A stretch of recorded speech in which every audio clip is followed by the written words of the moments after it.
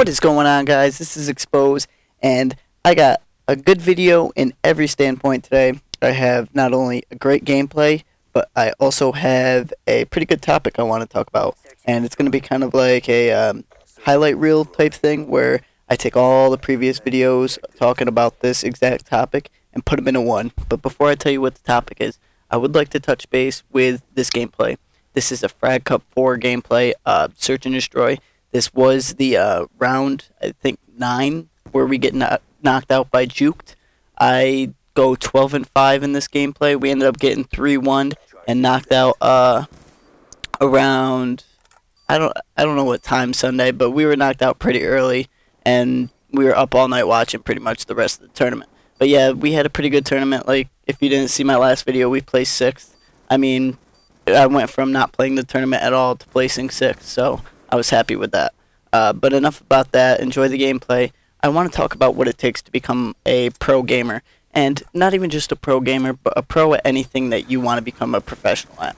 A lot of people have a misunderstanding of what pro means. A professional means that you have a salary, or not even just a salary, but you get paid for doing a certain skill. So say your skill was working at McDonald's and you were flipping burgers. You would be a professional burger flipper at McDonald's if you were getting paid either a salary or an income for exactly that. So as of right now, there are no salaried players other than the people on Eon or whatever unknown salaries there are. So as of right now, there are no MLG pros. Once the circuit is picked up, there's going to be a new brand of MLG pros. I am currently not one, because like I just said, but I was a COD 4 and Modern Warfare 2 one, so I know what it takes to become one, and what I'm striving to do to get back to that exact standpoint and get back to that pro level and that high competition. So the first thing you need to do is have dedication. Be 100% motivated in what you want to do, no matter what it is, whether it's gaming, whether it's going to the gym, schoolwork, your career, it doesn't matter. You have to be motivated and you have to have ambition with it. So a lot of people, let's keep it on topic with gaming. A lot of people don't realize you have to put a lot of time and effort into gaming.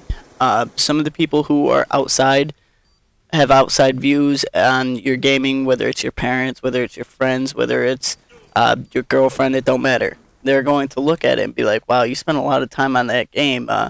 That's not really helping you do much anything. But literally, do they know that it's like a job on this? I'm not saying that you have to dedicate your life to it, because you have to have balance between your everyday life, with whether it's school, hanging out with friends, family, and gaming. But it is like a job. You have to put in the dedication, you have to put in the time, and you have to be able to compete at a high level. And the only way to do that is to beat the best.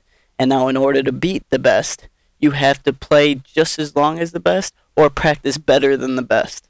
So, I mean, your best standpoint is be dedicated. Make sure that when you get on the scrim, whether it's only an hour a night, whether it's only a couple days a week, whether it's a long time during the day, you have to make sure that when you get on, you're motivated to actually play and try your hardest. I mean, I'm not saying you can't have fun, but the practice time is how you're going to play. You want to practice like you would play in a tournament.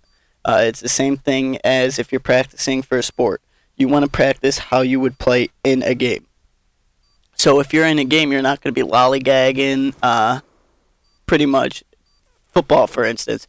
You're not going to be skipping through the field when you have a ball in your hand, you know what I mean? You're going to actually be running hard. You're going to hope that you don't get tackled, and you're going to try to break tackles. Same thing in the game. If you're practicing a search and destroy, say, in a scrim, don't run around with your pistol out when you really use your M8 or use your PDW. Use what you use and make sure you play and stay dedicated, and you get your practice hours in. That's number 1. Number 2, you really, and this is something I can't stress enough, you need to make sure that when you find a good team that you stick with them. The main reason why a lot of these teams do and a lot of these players have a lot of success is not because they were with a team for an event and they happen to place second, or they were with a team for an event and they happen to place first or whatever. A lot of these players that, like, say Optic we'll use Optic for instance. Rambo was dropped from Optic. he was with them for a while. He showed that he can be with one team, wouldn't team hop, and he could be successful with that one team. And people realized that, so people wanted to team with him. Now, most people would look at that move and be like, well, he was dropped because they thought he was bad or this or that or whatever the case may be. That doesn't matter. But he showed that he could be successful and he could be dedicated to a team for a long, extended period of time. Now, if you're known as a team hopper, if you're known as someone who gets on the team and then sketches 2 days later because you're not good or whatever the reason is, the only reason why I would say unless you're the best team in the game, the only reason why I would say leaving a team is if you were just above them and you have a more of a skill base and you get a way better offer and you know it's a better offer, or if the teammates that you have are undedicated. That's the only reason why I would say leave a team. So make sure that when you do find a team that you take your time and you make sure that that's the team you want to be on, because you don't want to get that reputation for being a team hopper. And once you get in that top tier level, like I said with Rambo, he was on that team for a while. So once he got off that team, there were people who wanted to team with him because they knew that he could have a long-lasting, I guess you'd say, stand with that team, or he would be successful with them for even the short amount. So make sure that that's number 2, that you find the right team and you stick with them. You do not sketch, or you do not team hop, you do not clan hop, whatever you want to call it. Number 3, you need to adapt. Adapt is huge. A lot of people don't realize this, but we have this new Black Ops 2 out. It's a fun game. Everybody enjoys it. Online, it's awful because it's a huge connection based. We're also adding a lot of new rule sets into, like the score streaks and allowing all the shotguns, or allowing flak jacket and stuff that we wouldn't allow way back in the day. That's where you have to adapt. You have to, if you want to play competitive and you want to become a pro and you want to be at that top tier level that everybody's at, you have to play their game types. You have to play their rule set. You have to join their tournaments. You can't expect them to conform to you. So say you like TDM only with radar on and you want to become a pro player, you can't expect every competitive player to be like, you know what, random Bob Joe wants to become a pro player, but he only plays TDM. Let's go play TDM, and that's the only game type. You have to adapt to them. One, you have to adapt to the gameplay. 2, you have to adapt to the speed of it. You have to adapt to the rule set, and you have to enter in tournaments, guys. I mean, I know a lot of you guys like to just watch, and you don't want to get too into it, and that's fine. That's a casual standpoint. I understand that you like competitive, but you like to be casual with it, and you like to play your GBs, whatever. That's fine. But if you want to be a pro player, if you want to play at that top level, the only way you're going to do it is if you adapt to those rules and enter in those tournaments. I promise you, you enter in those tournaments, you might not do well the first 2 tournaments, 3 tournaments, 4 tournaments. But as you team with the same players and you use rule number 2 and you keep going on into tournaments with that same team, you're going to see yourself progressively getting better every time. And eventually, who knows, you could be at that top tier level. I mean, as of right now, you might start off not so well, but I promise you, if you continue to progress with your team, you will play at a top tier level. So that's right there a couple of huge rules, let alone. Now, another reason why people are pro players is not everybody has the money to travel to events, guys. It's pretty well known amongst the community. There's a lot of players who don't have the money, and a lot of kids are younger. They just can't say, hey, I got $400, let me buy a plane ticket, and then I got another $200, let me get a hotel. Like, it's not like that. So you have to make sure you broadcast yourself in the right way. And I've said this in a couple of my other videos. You have to make sure that when you're on Twitter, you're not talking shit to people.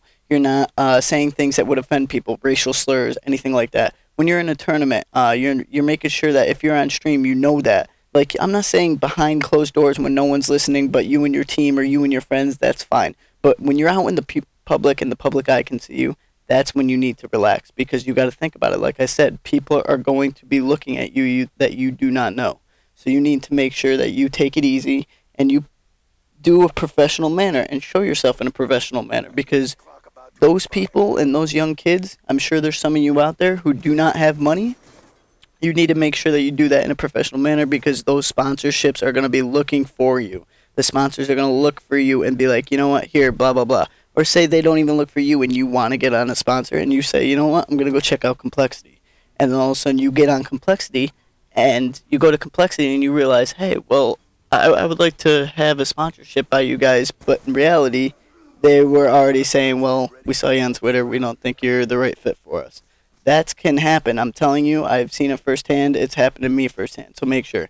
And last thing I'm going to tell you is smarts. A lot of people don't realize smarts is the biggest one of them all. You have to play smart. If you play smart, it will outdo skill any day of the week. I promise you that 100%. You could be the best player in the game, but if you're a dumb player, it won't matter. I can tell you that. You could be the worst player in the game, but if you're the smartest and you can outsmart every single person, it's going to be a lot easier to shoot someone in the back than it will be to shoot them in the front. Am I wrong? You know what I mean? Or to avoid them for the whole time to where they're defusing the bomb and you shoot them. So smarts is huge. You need to know your scenario. You need to be aware of what situation you're in, whether it's search, whether it's CTF or hardpoint. Just be aware, know how much time is left in the game, and go from there. I do hope you guys like this video. I really do. Please like it. I would love all the likes. If you guys could rate the video, share it, anything you could do, I would really appreciate it. Love you all. Peace.